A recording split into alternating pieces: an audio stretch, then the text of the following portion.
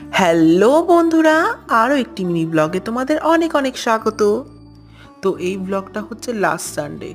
তো সকালবেলা ঘুম থেকে উঠে আমি পড়তে যাচ্ছিলাম। রবিবার সবার কাছে ছুটির দিন হলেও স্টুডেন্টদের কাছে রবিবার কোনো ছুটির দিন নয়। এই দিনও তাদের পড়াশোনা করতে হয়, তাদের ছুটির দিন বলে কিছু থাকে না। তো আমি ডাকবাংলো থেকে টোটো ধরে কলোনি মোড়ে চলে আসলাম। বাই দ্য ওয়ে, কালী পুজোর ব্লগগুলো তোমরা কারা কারা দেখেছো? ব্লগগুলো কেমন লেগেছে প্লিজ আমাকে কমেন্টে জানিও কিন্তু। আরও একটা লং ব্লগ আসতে চলেছে আমার চ্যানেলে খুব তাড়াতাড়ি।